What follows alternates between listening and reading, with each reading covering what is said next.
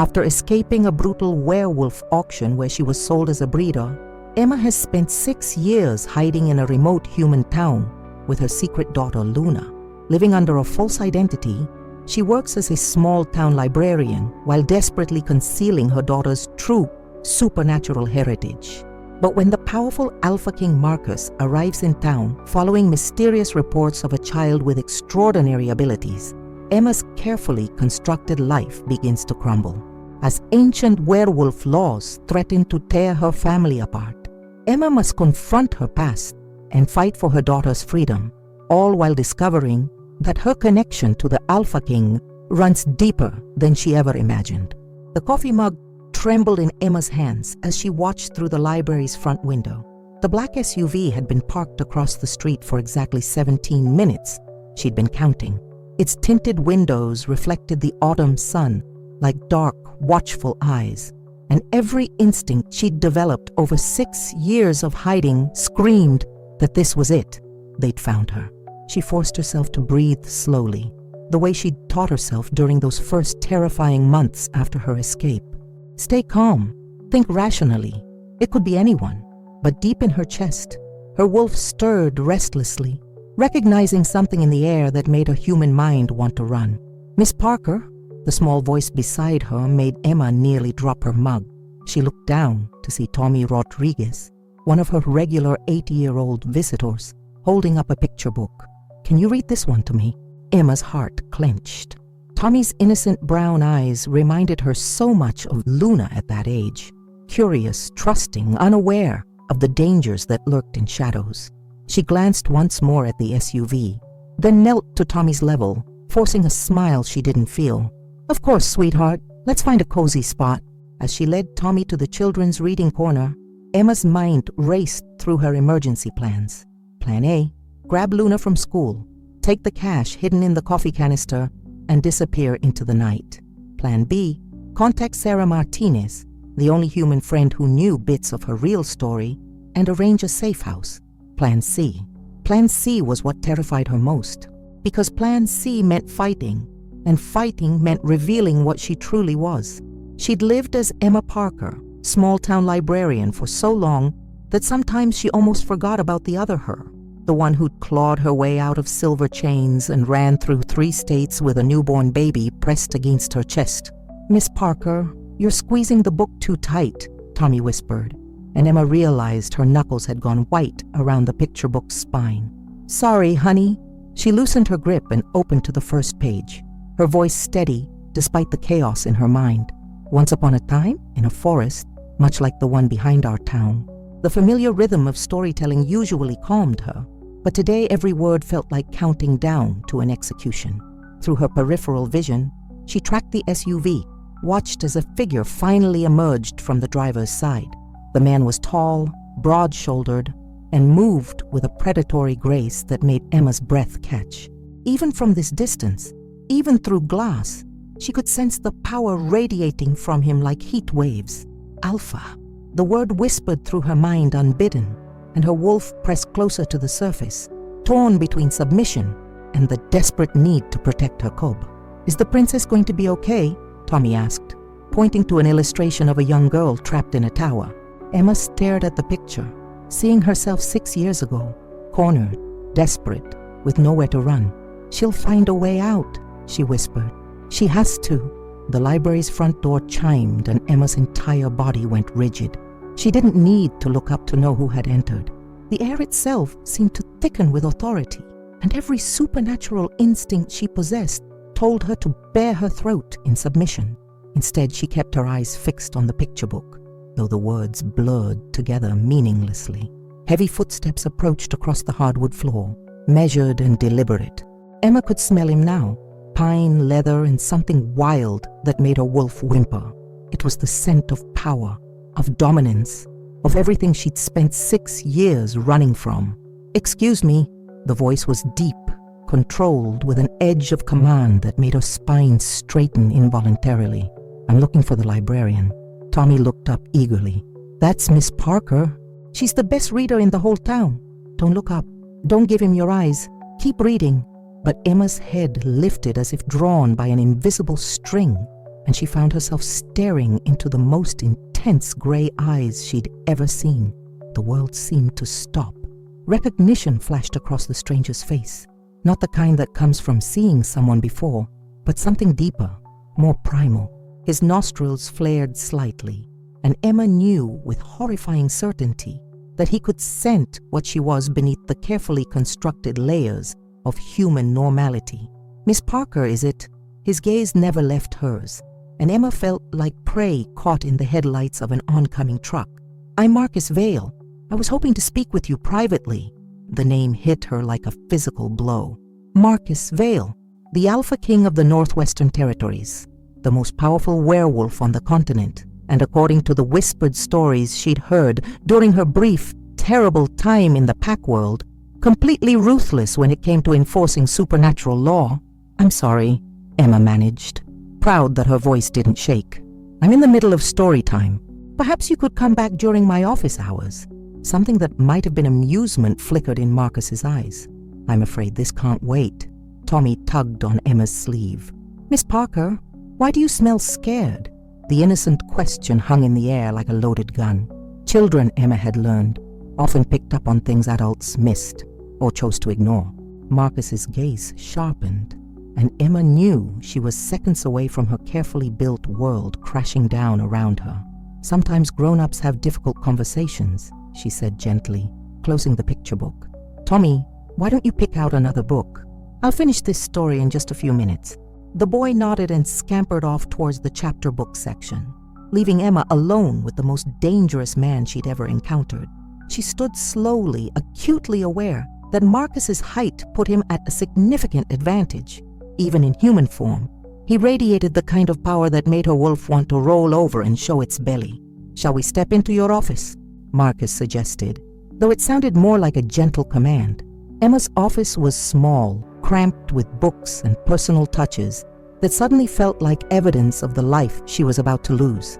She closed the door behind them, then immediately regretted it when Marcus's presence seemed to fill the entire space. "You're a long way from home, Elena Reeves." The name she'd buried 6 years ago hit her like a slap. Elena, the frightened girl who'd been sold at auction like livestock, the one who'd endured 3 months of hell before finding the strength to run. Emma had thought that girl was dead, buried under years of safety and carefully constructed normalcy. "I think you have me confused with someone else," she said, moving behind her desk to put some distance between them. "My name is Emma Parker. I've lived in Millbrook my entire life." Marcus smiled, and it wasn't entirely pleasant. "Your birth certificate says Eleanor Catherine Reeves, born in Portland, Oregon. Your parents died in a car accident when you were 17. You were taken in by your uncle Jacob Reeves, who sold you to the Blackwood Pack when you turned 18. He paused, letting the words sink in. "You escaped 3 months later, pregnant with an alpha's child." Emma's knees nearly gave out. She gripped the edge of her desk, fighting to keep her expression neutral, even as panic clawed at her throat. "I don't know what you're talking about." "The child," Marcus continued relentlessly, "would be 6 years old now. A little girl with unusual abilities, if the reports are correct." His gray eyes seemed to see straight through her. "Where is she, Elena?" The use of her real name was like a physical blow, stripping away the protective layers she'd built around herself. Emma could feel her control slipping, her wolf pressing against the mental barriers she'd constructed to keep it contained. After years of suppressing her true nature, the effort of maintaining her human facade while facing down an Alpha King was almost overwhelming. "Her name is Luna," Emma heard herself say, then immediately cursed her own weakness. Marcus's expression shifted, something almost like satisfaction crossing his features. "Luna, how appropriate." The way he said her daughter's name made Emma's protective instincts flare dangerously. She could feel her canines extending, her vision sharpening as her wolf rose to the surface. "Stay away from her. That depends entirely on you." Marcus moved closer, and Emma caught his scent again, that intoxicating mixture of power and wildness that called to parts of herself she'd buried. "The Supernatural Council has received reports of a child displaying unprecedented abilities, telekinetic incidents, objects moving without explanation, a 6-year-old girl with no registered supernatural guardian. Emma's blood ran cold. She'd worked so hard to teach Luna to hide her abilities, to never let anyone see what she could do. But children were children, and sometimes excitement or fear made control impossible. The council takes unregistered supernatural minors very seriously, Marcus continued, especially when they pose potential risks to the masquerade we've all worked so hard to maintain. She's not a risk, Emma said desperately. She's just a little girl. She's the daughter of an alpha, Marcus replied, and according to our laws, she belongs with her pack. The words hit Emma like a physical blow. She'd known this day might come, had prepared for it in her nightmares, but the reality was more terrifying than anything her imagination had conjured. She belongs with me. Does she? Marcus's voice was deceptively gentle. Can you teach her to control her abilities? Can you show her how to shift safely when the time comes? Can you protect her from the human authorities who will eventually notice what she can do? Each question was another nail in the coffin of Emma's hopes. She was human now, or as close to it as made no difference. She'd suppressed her wolf for so long that she wasn't sure she could shift anymore, even if she wanted to. And Luna was growing stronger every day, her abilities manifesting in ways that Emma didn't understand and couldn't guide. I can protect her, she whispered, but even she could hear the uncertainty in her own voice.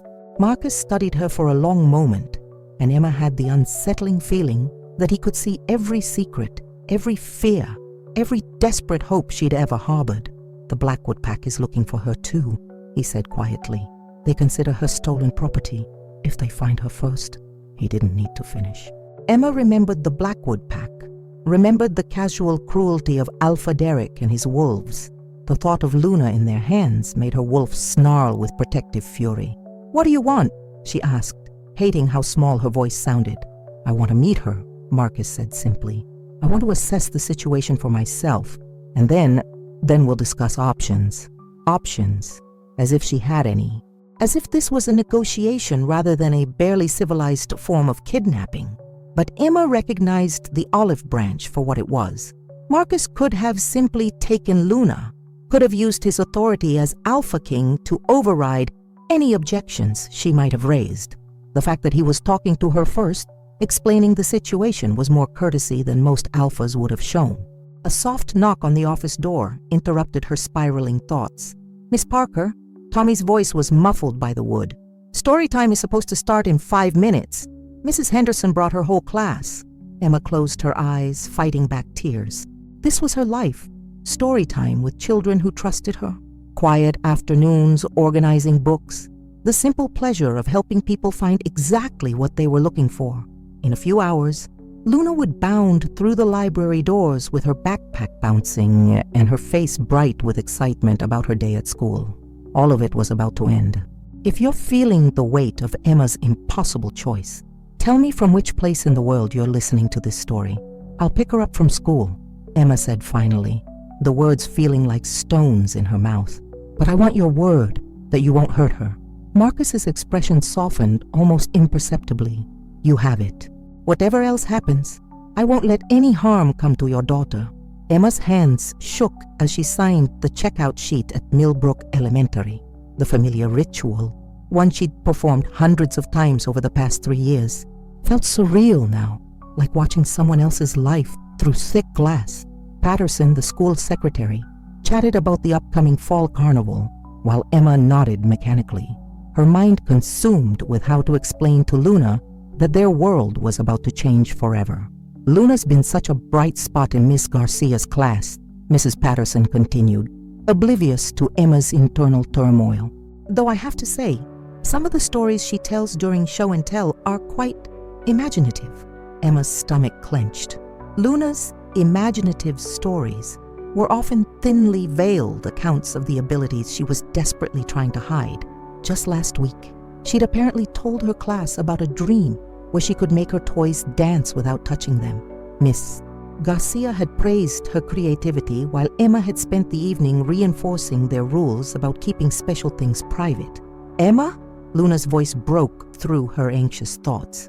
Her daughter stood in the classroom doorway, backpack slung over one shoulder, her dark hair escaping from its morning braids. At 6 years old, Luna had already inherited her father's striking features: high cheekbones, an expressive mouth, and eyes that seemed to hold ancient wisdom despite her young age. "Hey, sweetheart." Emma forced brightness into her voice as Luna ran to her, accepting the fierce hug that nearly knocked her off balance. The familiar scent of her daughter, sunshine and vanilla, with an underlying wildness that reminded Emma of forest mornings, grounded her momentarily. "Are we going to the library now? I finished my math worksheet really fast, and Miss Garcia said I could help reorganize the classroom books tomorrow and—" Luna paused mid-sentence, her small nose wrinkling. "Mama, you smell different." Emma's blood turned to ice. Luna's enhanced senses had been manifesting more strongly lately, another sign that her supernatural heritage couldn't be suppressed forever. "Different how, baby?" Like when you check on me during thunderstorms." "Worried smell." Luna's innocent observation cut straight through Emma's carefully maintained facade. "I'm fine, sweetheart. Just thinking about work stuff." Emma took Luna's hand, leading her towards the parking lot while her mind raced. She had perhaps 20 minutes before they reached the library. 20 minutes to figure out how to prepare her daughter for meeting the most powerful werewolf in North America without terrifying her. As they walked to the car, Emma caught sight of the black SUV following at a discreet distance. Marcus had kept his word about letting her collect Luna alone, but his presence was a constant reminder that this reprieve was temporary. "Mama?" Luna's voice was smaller now, as Emma helped her into the car seat she was rapidly outgrowing. "Is someone scary coming to see us?" The question stopped Emma cold. She'd never lied to Luna about the important things, but she'd also worked hard to shield her from the darker realities of their situation. How do you explain to a 6-year-old that powerful people consider her property, that the safety she'd known her entire life had always been an illusion? "Someone new wants to meet you," Emma said carefully, starting the engine with hands that trembled only slightly. "His name is Marcus, and he's important in the community where people like us come from." Luna was quiet for several blocks, processing this information with the serious consideration she applied to all new concepts. Finally, she asked, "Is he like Daddy?" Emma's heart clenched. Luna had never met her father. Derek Blackwood was a monster who'd seen Emma as nothing more than a vessel for producing his offspring. But Luna knew the basic facts, that her daddy was someone powerful and dangerous, someone they had to stay hidden from. In some ways, Emma admitted, but different too. Marcus is. He makes rules for people like us. Important rules, like the principal at school. Something like that. Emma caught Luna's eyes in the rearview mirror, trying to project calm confidence she didn't feel. "Luna, you know how we've always talked about keeping our special things private? The moving things and the knowing feelings?" Luna nodded solemnly. They'd developed their own code words for her abilities years ago. Today with Marcus, you don't have to hide those things. He knows about them already, and it's safe to talk about them with him. But only with him, okay? Luna's expression brightened considerably. "Really? I can show someone the moving things?" The excitement in her daughter's voice broke Emma's heart. Luna had been forced to hide such an essential part of herself for so long, and Emma realized with crushing guilt how much that suppression had probably cost her. "We'll see," Emma said gently. "But remember, even if it's okay with Marcus, we still keep things private with everyone else." They pulled into the library parking lot, and Emma saw Marcus's SUV already waiting in the side lot. Her enhanced senses, dormant for so long, stirred unwillingly as his scent reached her through the car's ventilation system. Pine and leather, and that indefinable something that marked him as alpha. Luna was already unbuckling her seatbelt, eager to get inside and start her afternoon routine of homework and story time. Emma caught her arm gently. "Luna, I need you to remember something very important. No matter what happens today, no matter what Marcus says or asks, I love you more than anything in this world. You are the best thing that ever happened to me, and nothing will ever change that. Okay?" Luna's expression grew serious, picking up on the gravity in Emma's tone. "I love you too, Mama. Are you sure you're not scared?" "Such a perceptive child." "A little," Emma admitted. "But you make me brave." They walked into the library together. Emma's hand resting protectively on Luna's shoulder. Marcus was waiting in the children's section, looking impossibly large among the tiny chairs and colorful displays. He'd positioned himself where he could see both entrances, typical alpha behavior. But he'd also chosen the spot farthest from the other patrons, Emma noticed. Consideration for their privacy or calculation about potential witnesses. Luna stopped short when she saw him, her grip tightening on Emma's hand. Even at 6 years old, her instincts recognized the predator in their midst. "It's okay," Emma whispered. "Remember what we talked about." Marcus rose as they approached, his movements careful and non-threatening. Emma had to admit he was making an effort to seem less intimidating, though his very presence still made her wolf pace restlessly. "You must be Luna," he said, lowering himself to crouch at her eye level. "I'm Marcus. Your mama has told me a lot about you." Luna studied him with the intense curiosity of childhood, taking in his expensive suit, his careful posture, the way other people in the library seemed to unconsciously give him a wide berth. "You're really tall," she observed. Marcus smiled, and for the first time since Emma had met him, it seemed genuine. "I am. Do you know why I wanted to meet you?" Luna shook her head, still pressed close to Emma's side. "Because you're very special," Marcus continued, "and sometimes special people need special kinds of help and protection." "I don't need protection," Luna said with 6-year-old confidence. "Mama protects me." Something flickered across Marcus's face. Respect, maybe, or recognition. "Your mama has done an excellent job, but there are some things that require different kinds of protection." Emma watched the careful dance between her daughter and the Alpha King, torn between pride at Luna's composure and terror at what this conversation might lead to. Marcus was being gentle, patient even, but she could sense the steel beneath his soft words. "Can I show you something?" Luna asked suddenly, and Emma's heart stopped. "Luna," she started, but Marcus held up a gentle hand. "What would you like to show me?" he asked. Luna looked up at Emma for permission, and Emma found herself nodding despite every instinct screaming at her to stop this. But perhaps it was better for Marcus to see Luna's abilities here, in familiar surroundings, rather than in some sterile council facility later. Luna walked over to the puzzle table, where someone had left a half-completed 500-piece landscape scattered across the surface. She stood very still for a moment, her small face scrunched in concentration, and then the loose pieces began to move. It wasn't dramatic or flashy, no flying objects or supernatural light shows. The puzzle pieces simply glided across the table's surface, as if guided by invisible hands, finding their proper places with methodical precision. Within minutes, a complex mountain scene materialized where chaos had been before. Marcus watched in complete silence, his expression unreadable. Emma held her breath, waiting for his reaction. She'd seen Luna do this dozens of times, but viewing it through a stranger's eyes, she realized how extraordinary her daughter truly was. Most werewolf children didn't manifest any supernatural abilities beyond enhanced senses until they were much older. Telekinesis of this precision and control was remarkable at any age. "That's beautiful, Luna," Marcus said quietly. "How long have you been able to do that?" "Always," Luna replied matter-of-factly. "Mama says I moved my bottles around before I could walk."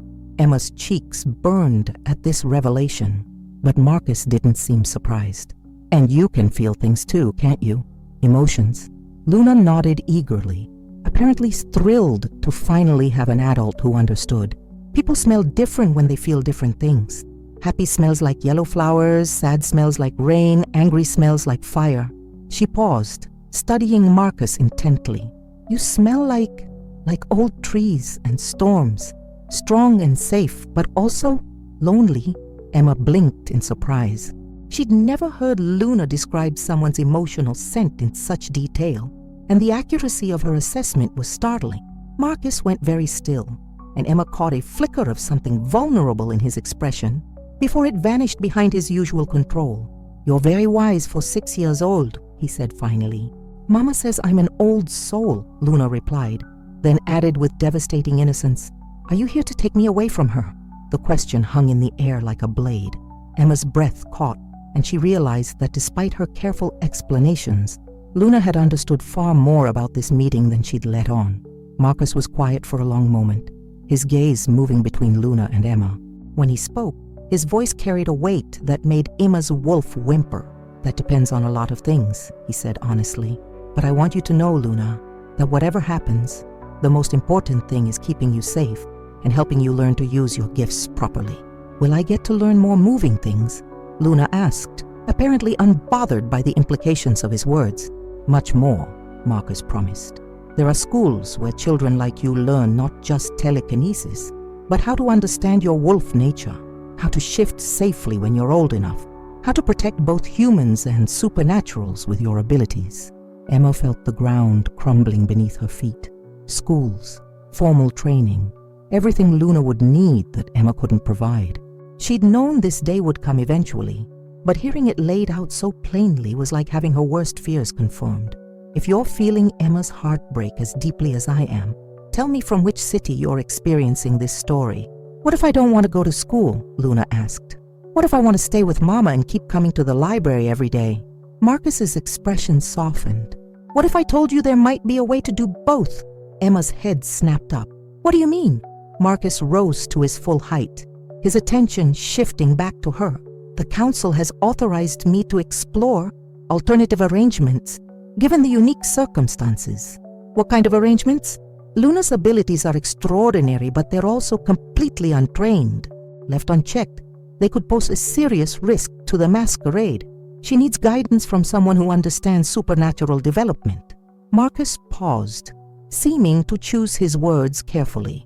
"However, the council also recognizes that traumatic separations can be counterproductive for young supernaturals."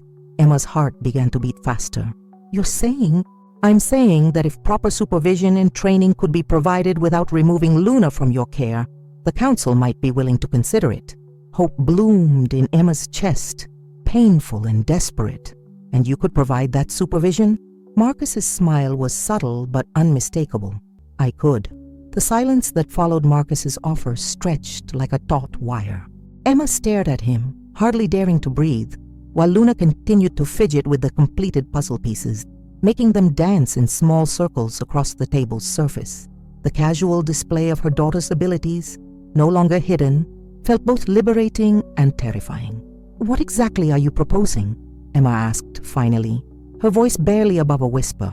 Marcus glanced around the library, noting the handful of patrons who had drifted closer, drawn by some indefinable sense that something important was happening. "Perhaps we should continue this conversation somewhere more private." Emma's protective instincts flared. The library was her territory, filled with familiar sounds and safe spaces. Leaving meant entering Marcus's world, where she had no advantages and no escape routes. But Luna was already growing restless, and the last thing they needed was for her abilities to manifest more dramatically in public. "My apartment is upstairs," Emma said reluctantly. "But Luna needs her snack first, and I have story time at 4. "Mama," Luna interrupted, her voice carrying an odd note of certainty that made both adults turn to look at her. "The scared lady wants to leave early today. She's going to ask you in 3 minutes if she can go home because her head hurts." Emma felt the blood drain from her face. Luna had always been intuitive, but this level of precognitive awareness was something new. Across the library, Margaret Chen was indeed pressing her fingers to her temples, her face pale with the telltale tension of an incoming migraine. Marcus's expression sharpened with interest. "How often does this happen?" "More lately," Emma admitted, watching as Margaret gathered her things with jerky, pained movements. "She'll know things right before they happen, or sense when someone's about to call, or—" She trailed off, realizing how this sounded to someone who understood the supernatural world far better than she did. "Prophetic abilities," Marcus said quietly, "combined with telekinesis and empathic scenting. Your daughter isn't just powerful, Elena. She's unprecedented."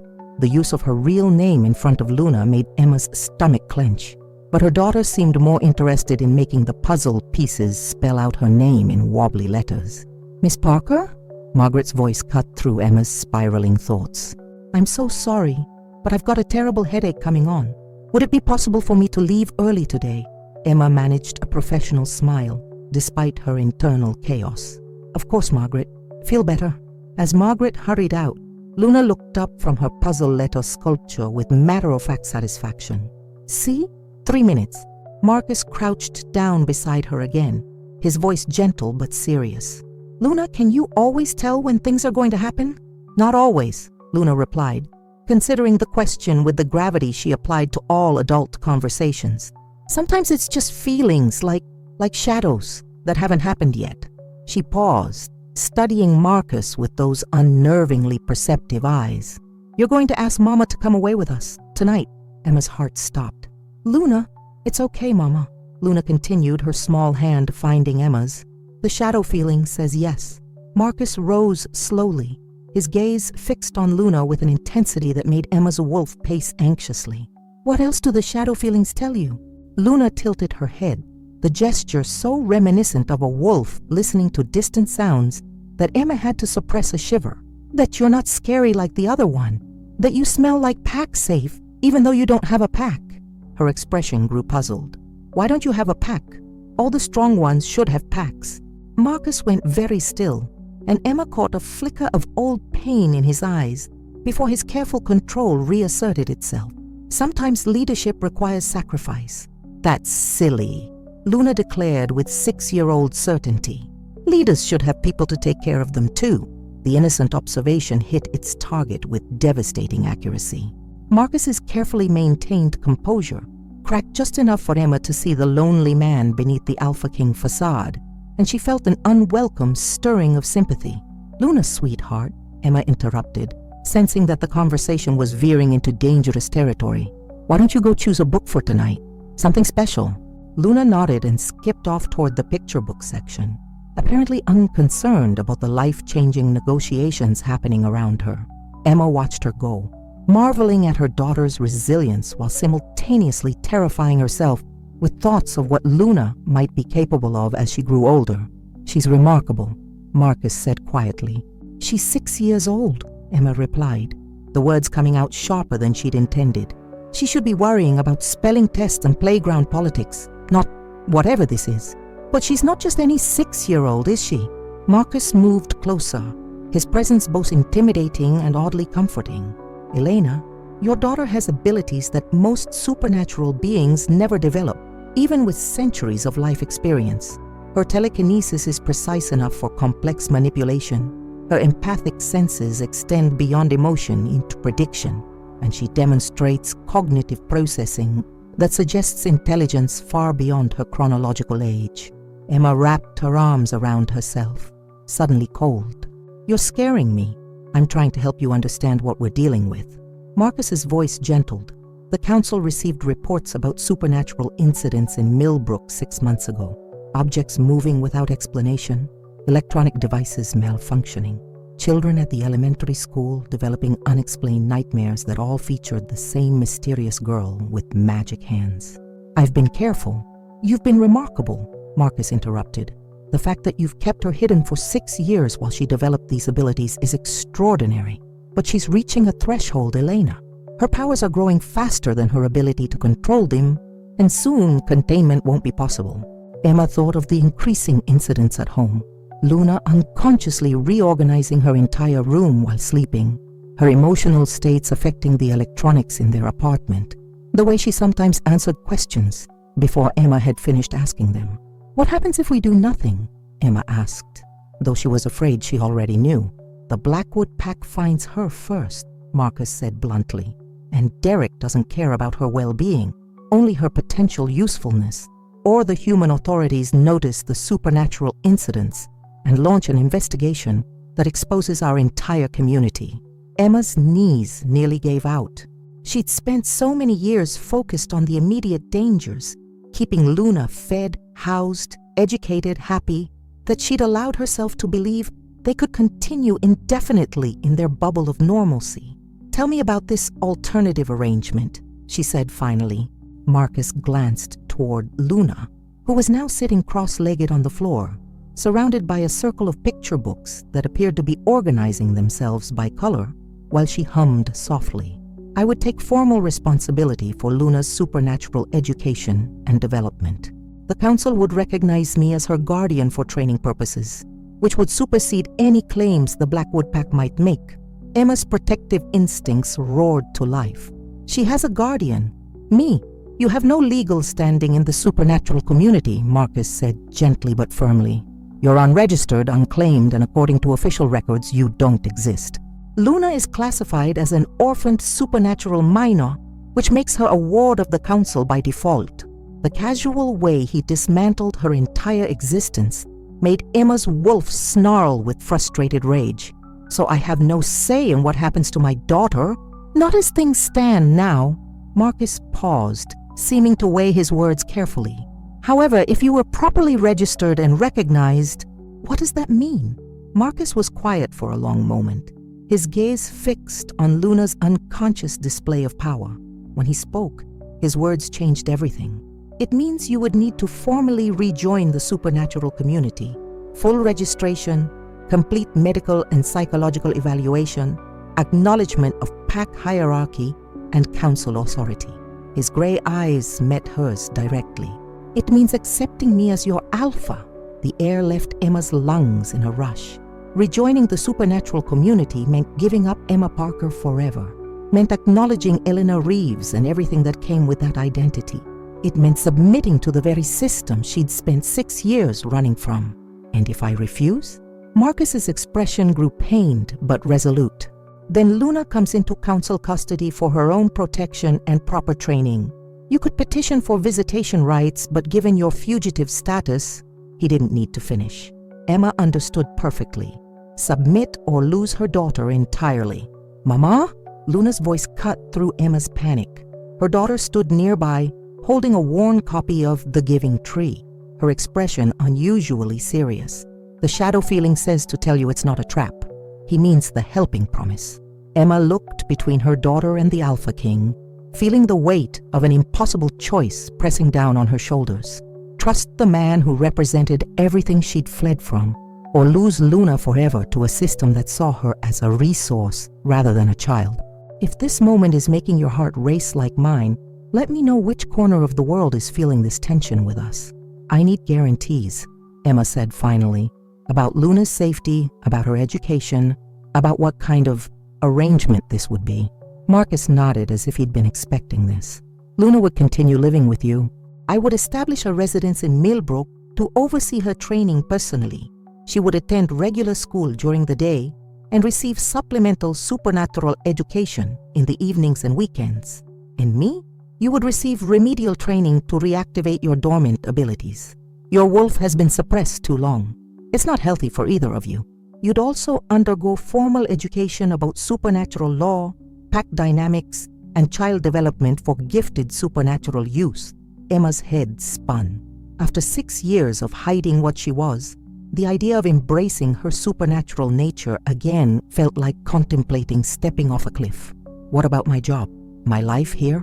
You could continue working at the library if that's what you want, Marcus said, though you might find other opportunities more fulfilling as time goes on. Luna padded over and leaned against Emma's side, apparently satisfied with her book selection. Are we going to live in the big house with the sad, lonely smell? She asked. Emma and Marcus both stared at her. What big house, sweetheart? Luna pointed vaguely toward the window. The one past the woods.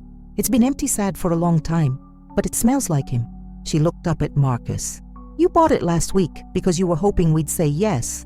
Marcus's composure slipped entirely for a moment, his surprise genuine and unguarded. How could you possibly know that? Luna shrugged with 6-year-old nonchalance. The shadow feelings show me lots of things. You've been watching us for longer than just today, and you don't really want to take me away. You want us to choose to come with you. The accuracy of her assessment left both adults speechless. Emma realized that while she'd been agonizing over Marcos's motives and the impossible choice before them, Luna had already seen through to the heart of the situation with her unsettling gift for truth. Is that what the shadow feelings tell you to do? Emma asked her daughter quietly. Choose to go with him. Luna considered this with the same serious attention she gave to difficult math problems. They tell me that staying hidden safe isn't safe anymore, and that the big house could be happy safe instead of empty sad if we help make it that way. Emma closed her eyes, feeling the last of her resistance crumble. Luna was right. Their time of hiding was over. whether they chose to end it or had it ended for them. At least this way, they had some control over what came next. "What do you need from me?" Emma asked Marcus. "Your trust," he replied simply, "and your word that you'll follow through once you give it." Emma looked down at Luna, who was now making the pages of The Giving Tree flutter in a gentle breeze, despite the complete stillness of the library air. Her daughter, powerful, perceptive, and growing stronger every day, deserved better than a life spent hiding in the shadows. "Okay," Emma whispered. "We'll do it." The house Marcus had purchased sat on 12 acres of wooded land at the edge of Millbrook, a sprawling Victorian that had been empty for 3 years before his arrival. As Emma pulled into the circular driveway, with Luna buckled safely in the back seat, she understood why her daughter had described it as empty sad. Despite its obvious grandeur, wraparound porches, intricate gingerbread trim, and tall windows that caught the afternoon light, there was something melancholy about its pristine isolation. "It's like a fairy tale house," Luna breathed, pressing her face to the car window. "But lonely." Emma's heart clenched at the observation. 3 days had passed since their conversation at the library. 3 days of paperwork, medical examinations, and what Marcus diplomatically called transition planning. The supernatural world's bureaucracy was every bit as complex as the human version, though considerably more intrusive. Blood tests to verify her lineage, psychological evaluations to assess her mental stability, and interviews with council representatives who treated her like a recovered mental patient rather than a protective mother. Through it all, Marcus had been a constant presence, not hovering, but available whenever she had questions or when Luna's abilities manifested in ways that left Emma feeling helpless. Yesterday, Luna had accidentally reorganized the entire children's section of the library while having an emotional reaction to a sad story. Marcus had arrived within minutes of Emma's panicked phone call, helped restore order, and somehow convinced the witnesses that they'd imagined the whole thing. "The moving truck should arrive tomorrow," Marcus said, appearing beside Emma's car window with the silent grace that still made her startle. "But I thought you might want to see the house first. Help Luna get comfortable with the space." Emma nodded, though comfortable felt like an impossible goal. Nothing about this situation was comfortable. Not the way her dormant wolf stirred whenever Marcus was near. Not the formal documents that had legally bound her to his authority. And certainly not the knowledge that Derek Blackwood had been making inquiries about unusual incidents in small towns throughout the region. "Can we explore?" Luna asked, already unbuckling her seatbelt with the eager energy that had been building all day. "Stay where we can see you," Emma cautioned. But Luna was already out of the car and bounding toward the front porch with 6-year-old fearlessness. Marcus fell into step beside Emma as they followed Luna's path to the house.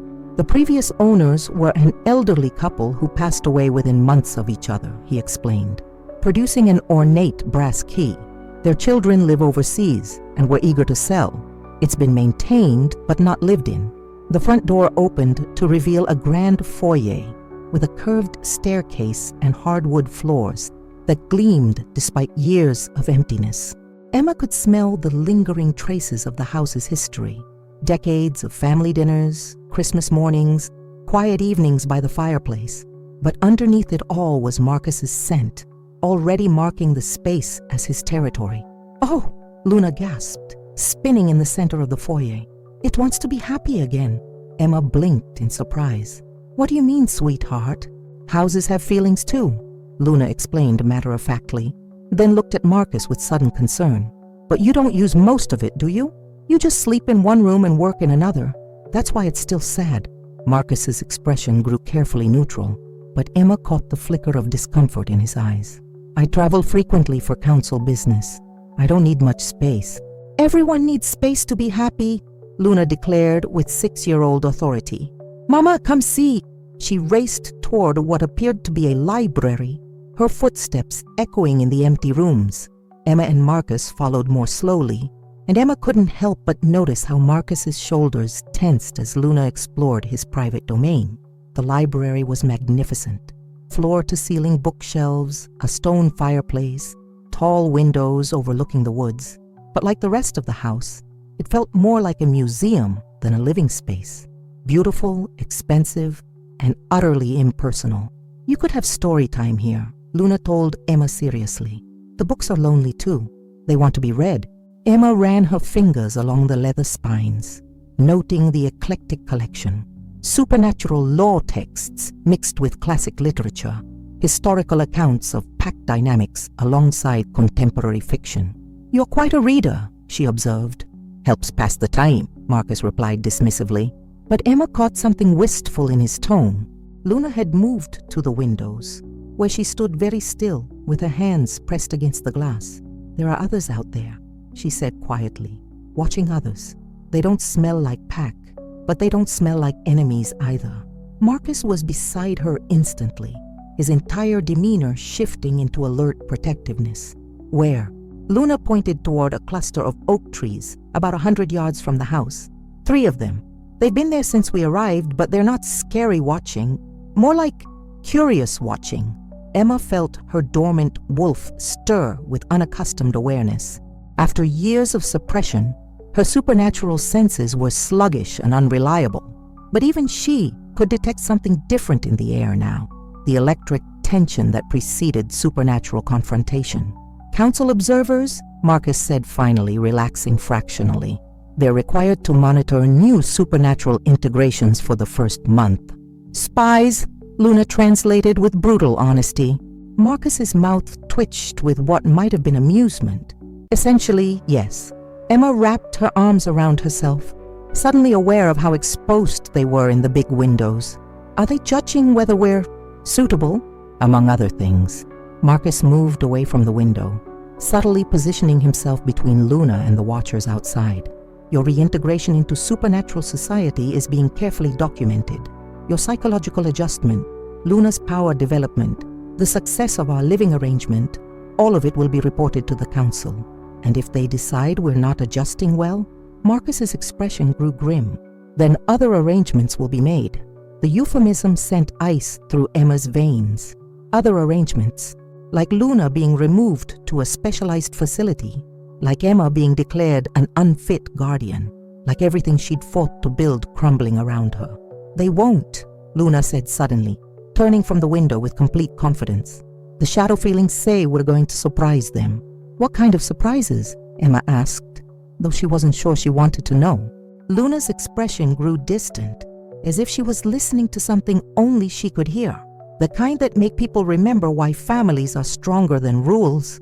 Before Emma could ask what that meant, Luna was off exploring again, her voice echoing from the direction of what sounded like a kitchen.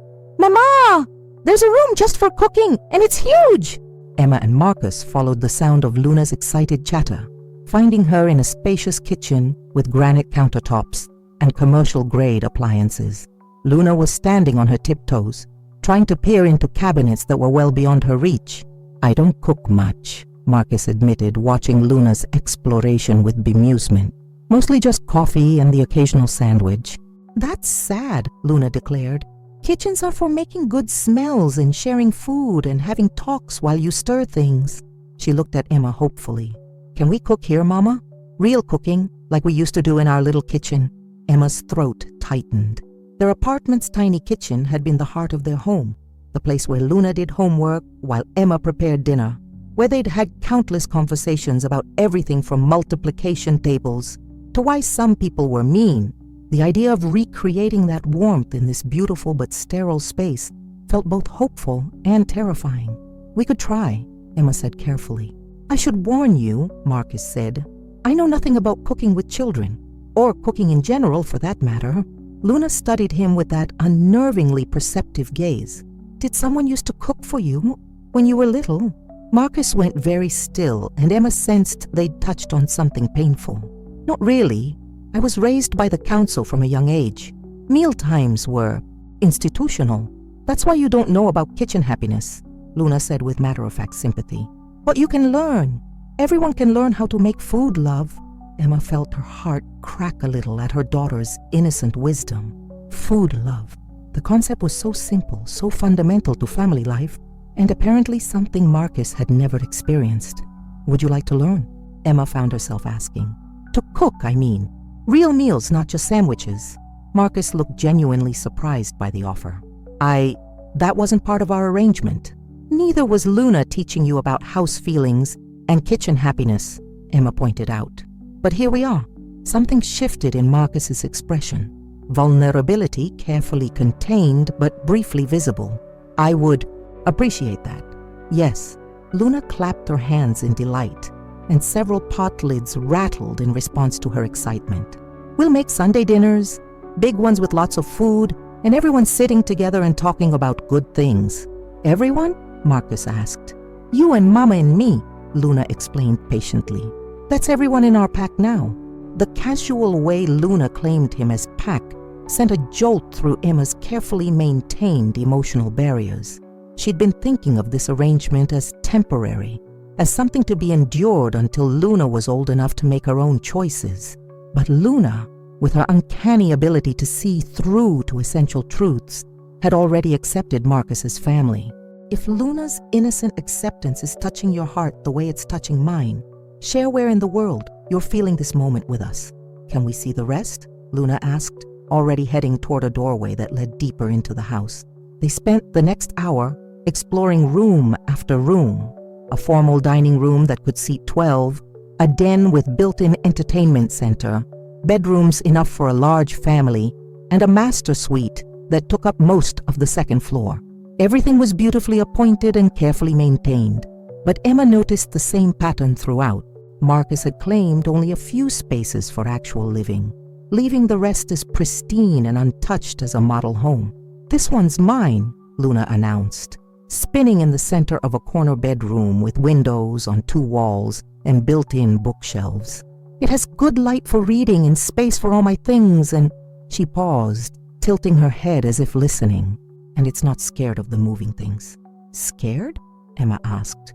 Some rooms don't like it when things move without touching, Luna explained. They get tight and worried, but this one thinks it's interesting. Marcus exchanged a look with Emma that she was beginning to recognize.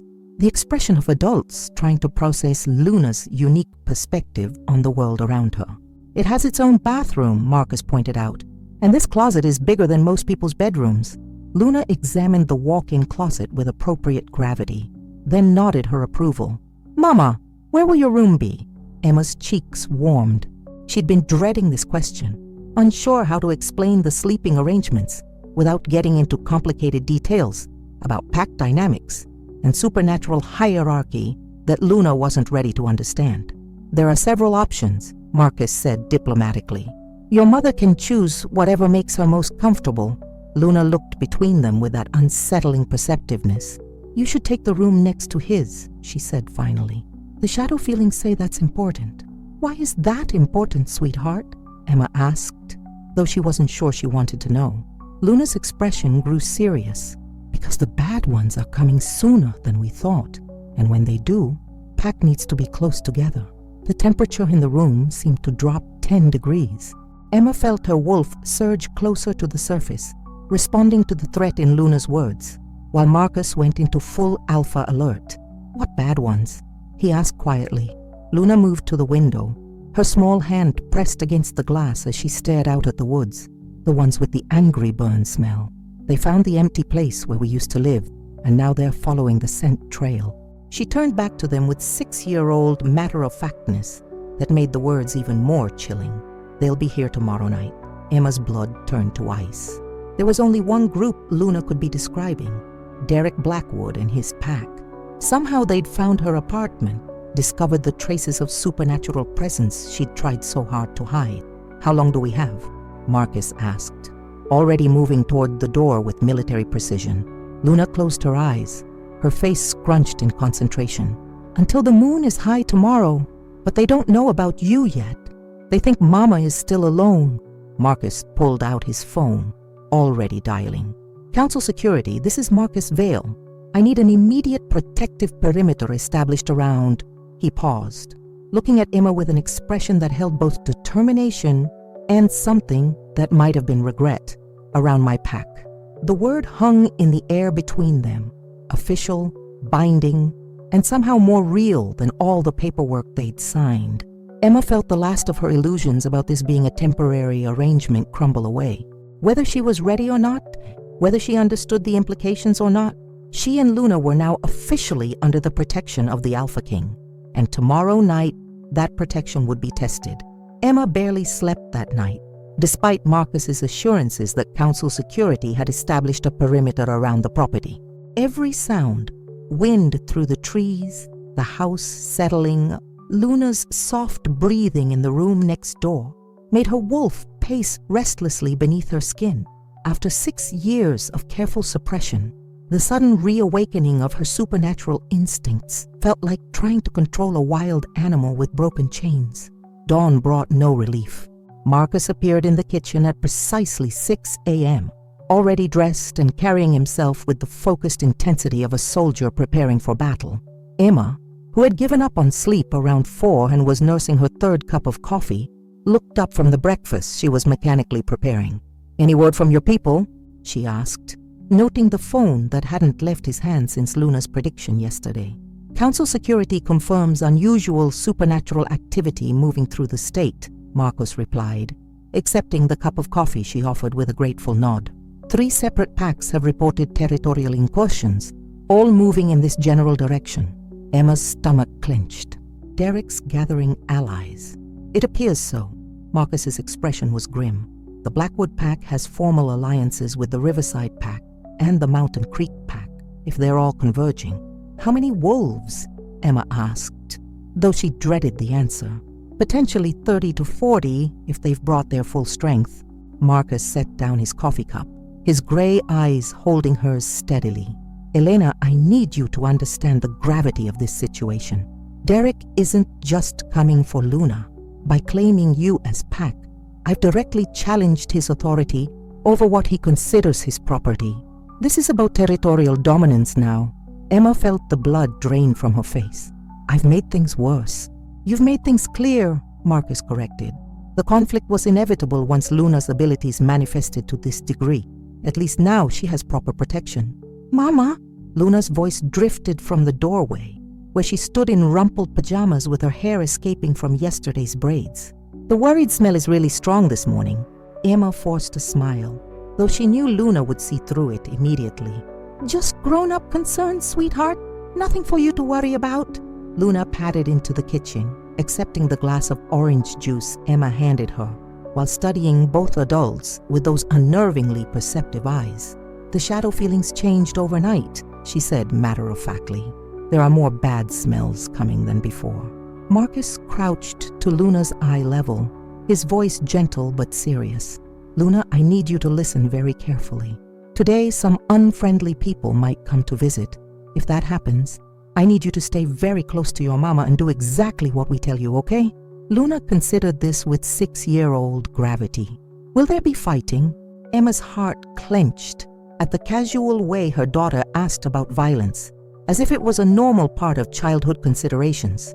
This was exactly the life she'd tried to protect Luna from, a world where force was the ultimate arbiter of disputes. "I hope not," Marcus replied honestly. "But if there is, I need you to remember that your safety is the most important thing. Not showing off your abilities, not trying to help the grown-ups fight, just staying safe. Can you promise me that?" Luna nodded solemnly. "I promise."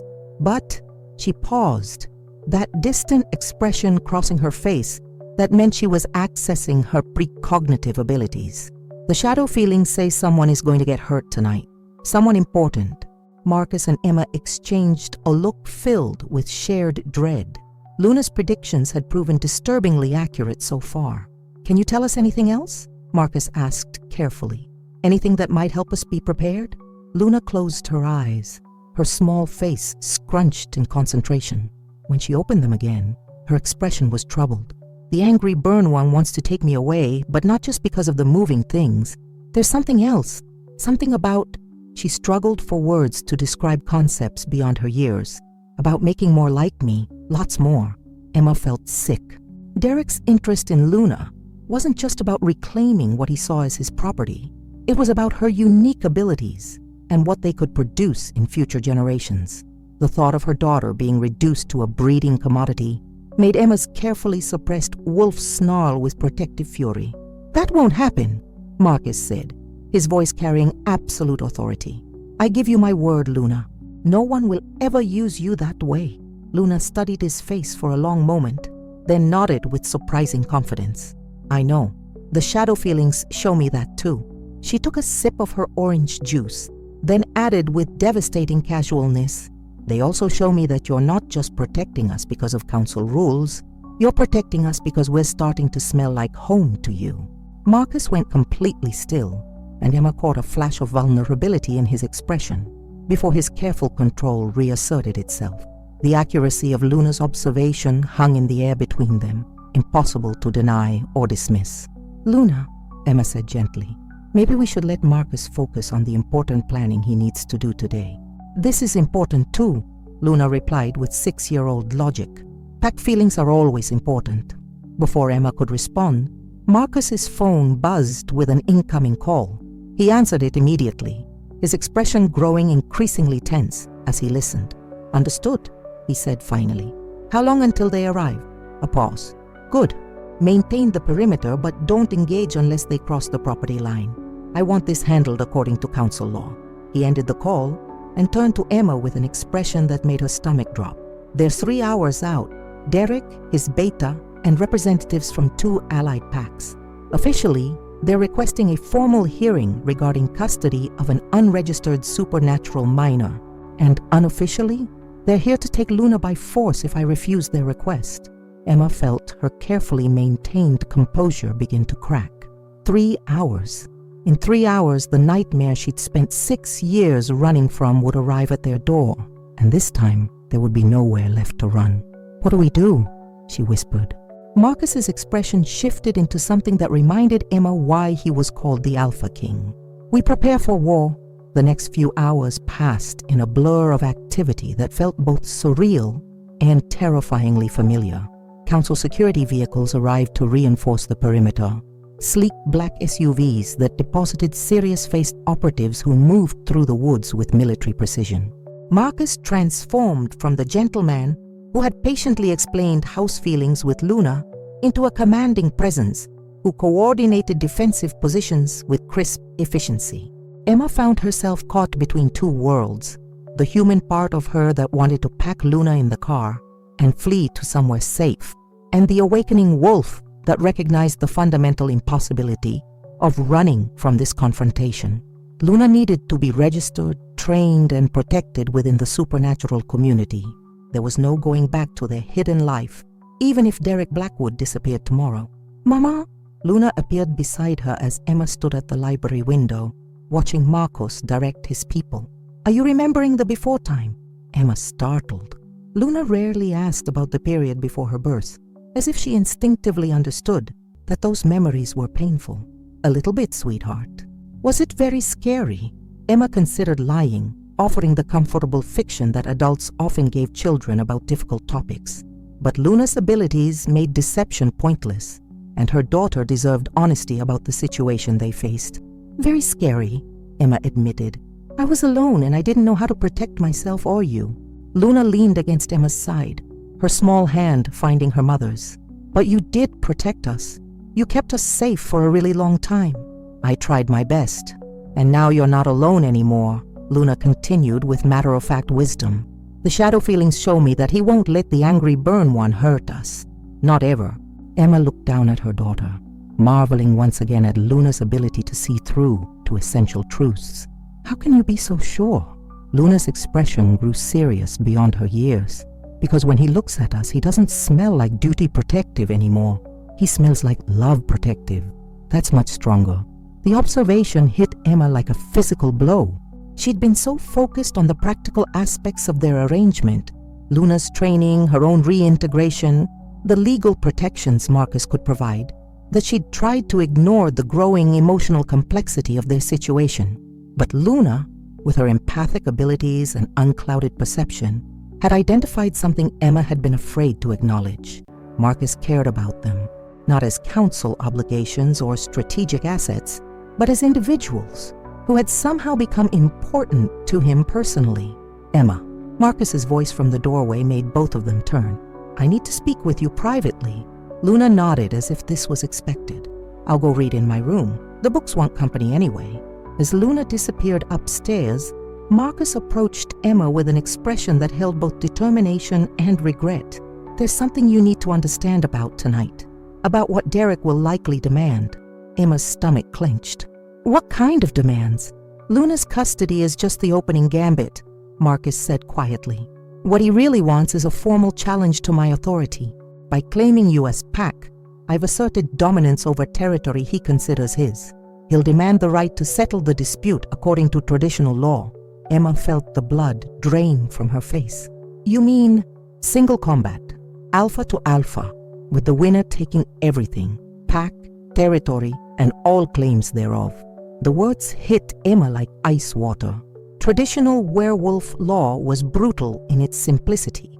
Might made right, and disputes between alphas were settled with fang and claw until one submitted or died. "Can you refuse?" Emma asked desperately. Marcus's smile was grim. "I could, but then the council would be forced to intervene directly, which would mean Luna being removed to a secure facility while they investigate the competing claims. The bureaucratic process could take months, during which you'd have no access to her." Emma closed her eyes, feeling trapped between impossible choices. Let Marcus risk his life in combat against Derek, or lose Luna to the council's cold institutional care. "There's something else," Marcus continued. "Something you should know before you make any decisions about tonight." "What?" Marcus was quiet for a long moment, his gaze fixed on something beyond the window. When he spoke, his words changed everything. "Derek Blackwood isn't Luna's biological father." Emma's world tilted sideways. "What?" "The blood work from Luna's registration revealed genetic markers that don't match Derek's lineage. Someone else fathered your daughter during your time with the Blackwood Pack." Emma's mind reeled. She'd been so traumatized during her captivity that many of the details remained mercifully blurred, but she'd always assumed Derek had claimed her as his breeder, had asserted ownership over her pregnancy. "Who?" she whispered. Marcus's gray eyes met hers directly, and Emma saw the truth in them before he spoke the words that shattered everything she thought she knew about her past. "According to the genetic analysis, Luna's father is someone with royal bloodline markers, someone with Alpha King heritage." The implication hung in the air between them like a live wire. Emma's knees nearly gave out as the pieces fell into place. Marcus's unusual interest in their case, his immediate willingness to help, the way Luna had instantly responded to him as Pack. "If you're feeling this revelation as powerfully as Emma is, tell me from which part of the world you're experiencing this moment." "That's impossible," Emma breathed. "Is it?" Marcus's voice was gentle but relentless. "Think carefully about your time in captivity. Was there anyone else? Anyone who might have had access to you?" Emma's mind raced back through memories she'd tried to bury, looking for details she'd been too traumatized to process at the time. And slowly, like pieces of a puzzle falling into place, she began to remember fragments. A voice in the darkness that had been kinder than the others, hands that had been gentle when they cleaned her wounds, someone who had whispered promises that she would survive this, someone whose scent had carried the wild authority of true alpha power. "It was you," she whispered. Marcus nodded slowly. "It was me." The silence that followed Marcus's confession stretched like a chasm between them. Emma stared at him, her mind struggling to reconcile the man who had been patiently helping Luna with puzzles yesterday, with the shadowy figure from her darkest memories. "You were there," she whispered, fragments of buried recollections surfacing like debris from a shipwreck. "In the compound. I remember someone who was different from the others." Marcus's expression was a careful mask of control, but Emma caught the flash of old pain in his gray eyes. "I was conducting an investigation into illegal breeding operations. The council had received reports about the Blackwood Pack's activities, but we needed evidence before we could act." Emma's legs gave out, and she sank into one of the library's leather chairs. "You were undercover for 3 months," Marcus confirmed, his voice steady, despite the weight of the admission. "I'd infiltrated Derek's operation as a potential buyer, gathering documentation of the trafficking network they'd established." He paused, seeming to struggle with the words. "I never intended for what happened between us to happen."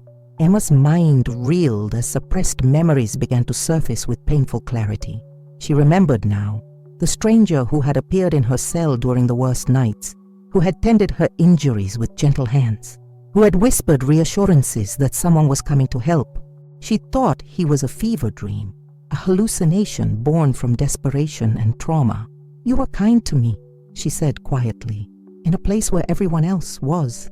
She couldn't finish the sentence. "You were dying," Marcus said bluntly. "Derek's people were careless with the women in their care. You had infections, malnutrition, injuries that weren't being treated. I couldn't maintain my cover and watch you die." Emma wrapped her arms around herself, remembering the warmth of human touch in that cold place, the way someone had made sure she received adequate food, how her wounds had mysteriously begun healing after weeks of neglect. "But Luna was conceived during your last week in captivity," Marcus said quietly. "You were scheduled for transfer to another facility, one where my investigation couldn't follow. I knew it was my last chance to get you out alive." The pieces fell into place with devastating clarity. Emma remembered the night everything changed, when someone had unlocked her chains, pressed clothes and supplies into her hands, and whispered directions to a vehicle hidden beyond the compound's perimeter. She'd been so focused on escape, so desperate to reach safety, that she hadn't questioned the miracle of her sudden freedom. "You helped me escape." "I created the opportunity," Marcus corrected. "You saved yourself, and in doing so, you saved Luna." Emma felt tears she'd held back for 6 years threatening to spill over. "Why didn't you tell me? When you found us, why didn't you explain?" Marcus was quiet for a long moment, his gaze fixed on the woods beyond the window, where his security team maintained their vigilant watch. "Because you'd built a life," he said finally. "You and Luna were safe, happy. You'd created something beautiful from the ashes of trauma, and I had no right to disrupt that with my own complications." Complications? Marcus turned back to her, and for the first time since she'd known him, his careful control slipped entirely. "Because I never stopped thinking about you," he said quietly. "Because for 6 years I've used every resource at my disposal to monitor your safety from a distance. Because when I received the reports about supernatural incidents in Millbrook, I knew immediately it had to be you, and the relief I felt at having a legitimate reason to find you again was—" He trailed off, shaking his head.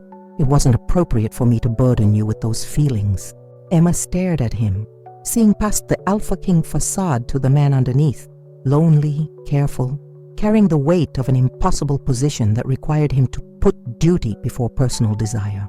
"Luna knew," she said suddenly. "Somehow she knew. That's why she responded to you so quickly, why she called you back before we'd even agreed to anything. Children with her abilities often recognize biological connections before conscious awareness develops," Marcus confirmed. "Her instincts knew what our minds hadn't yet processed." Emma thought of Luna's immediate trust, her confident predictions about their future, the way she'd casually claimed Marcus as family from their very first meeting. Her daughter had been operating on a level of truth that the adults around her had been too complicated to recognize. "She's your daughter," Emma said, the words feeling strange and momentous in her mouth. "She's our daughter," Marcus corrected gently. "Biology is only one component of parenthood. You've been her entire world for 6 years, her mother, her protector, her constant source of love and stability. Nothing changes that." Emma felt something loosening in her chest, a knot of fear and uncertainty that had been her constant companion since Luna's birth. For 6 years, she'd carried the secret of Luna's unknown father, wondering what genetic legacy might manifest in her daughter, terrifying herself with possibilities of inherited cruelty or instability. To learn that Luna's other parent was someone who had shown her kindness in her darkest hour, someone who had risked his own mission to ensure her survival. "She has your eyes," Emma said suddenly.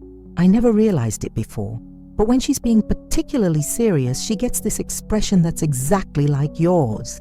Marcus's smile was soft and wonderstruck. "She has your courage, your determination to protect what matters most." A comfortable silence settled between them, broken only by the distant sound of Luna's voice upstairs, apparently having an animated conversation with her books. The moment felt fragile and precious, a pause in the storm of revelations and approaching danger. "Marcus," Emma said finally, "what happens tonight? With Derek, I mean. Does knowing the truth about Luna's parentage change anything? Marcus's expression grew serious again. Legally, it changes everything.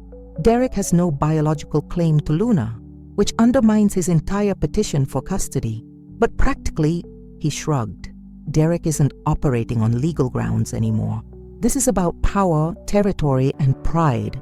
He'll still demand satisfaction, the combat challenge. Yes, though now he'll be fighting not just for dominance, but for the right to claim a child who was never his to begin with.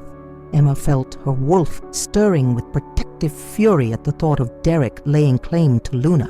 What are his chances? Against you, I mean. Marcus considered the question with the clinical assessment of experienced warrior. Derek is strong, experienced, and fighting for what he sees as his honor. But he's also angry, which makes him predictable. And he doesn't know about our connection. That gives me certain advantages. What kind of advantages? Pack bonds strengthen both participants, Marcus explained. Real pack bonds, based on mutual trust and affection, not just dominance and submission. If you and Luna truly accept me as pack, not just legally, but emotionally, that connection becomes a source of power in itself. Emma understood immediately. She'd felt it herself over the past few days, the way her suppressed wolf responded to Marcus's presence, not with fear or submission, but with recognition and growing trust. And Luna had been broadcasting pack acceptance since their first meeting. You think we can help you win? I think, Marcus said carefully, that fighting for family is different from fighting for pride, and Derek has never understood the difference. Before Emma could respond, Luna's voice drifted down from upstairs. Mama, they're here. Emma's blood turned to ice. Marcus was already moving toward the window, his phone in his hand, his entire demeanor shifting into battle readiness. How many vehicles? He called back to Luna. 3 big cars with lots of angry smells, Luna replied, her voice remarkably calm for a 6-year-old, announcing the arrival of hostile forces. And the angry burn one is really mad about something. Marcus spoke rapidly into his phone, coordinating with his security team, while Emma fought the urge to run upstairs and barricade herself in Luna's room until this nightmare passed. Emma, Marcus ended his call and turned to her with grave intensity. I need you to listen carefully. Derek will demand to speak with you directly. It's part of the formal challenge protocol. You don't have to agree, but if you refuse, he can claim you're being held against your will. Emma's heart hammered against her ribs. What do I need to say? The truth? Marcus said simply. That you're here by choice. That Luna is safe and happy. That you accept my protection willingly. And if he challenges that? Marcus's smile was sharp and dangerous. Then I remind him that Alpha Kings don't negotiate with kidnappers and traffickers. The sound of car doors slamming echoed from the front of the house, followed by raised voices as Marcus's security team intercepted the arrivals. Through the library windows, Emma could see figures moving between the trees, Derek's allies testing the perimeter, looking for weaknesses. Mama? Luna appeared in the doorway, her small face serious but unafraid. The shadow feelings say it's time now. Emma knelt and gathered her daughter into her arms, breathing in the familiar scent of sunshine and vanilla, while her heart broke at the thought of what Luna might witness in the next few hours. Remember what we talked about, she whispered. Stay close, do what we tell you, and no matter what happens, know that you are loved beyond measure. Luna hugged her tightly, then pulled back to look directly into her eyes. The shadow feelings say everything is going to be okay, she said with 6-year-old certainty. Different than before, but the good kind of different. A heavy knock echoed from the front door, followed by a voice that made Emma's blood freeze. Marcus Vale! Derek Blackwood's shout carried easily through the house. I claim the right of formal audience with you and your stolen pack. Marcus looked at Emma one last time, his gray eyes holding promises of protection and something deeper that made her wolf settle with unexpected calm. Ready? He asked. Emma stood, taking Luna's hand, while her other arm found its way around Marcus's waist in a gesture of support that felt as natural as breathing. For the first time in 6 years, she wasn't facing the monsters of her past alone. Ready, she said, and meant it. What comes next will determine everything. If you want to see how this family's story ends, make sure you're subscribed to not miss the powerful conclusion. as they walked toward the front door together, alpha, mate, and the extraordinary child who had brought them together. Emma finally understood what Luna had been trying to tell them all along. Pack wasn't just about blood or dominance or legal documents. Pack was about choosing to stand together when the world tried to tear you apart. And tonight, they would face Derek Blackwood, not as individuals fighting separate battles, but as a family united by bonds stronger than fear. The real fight was just beginning.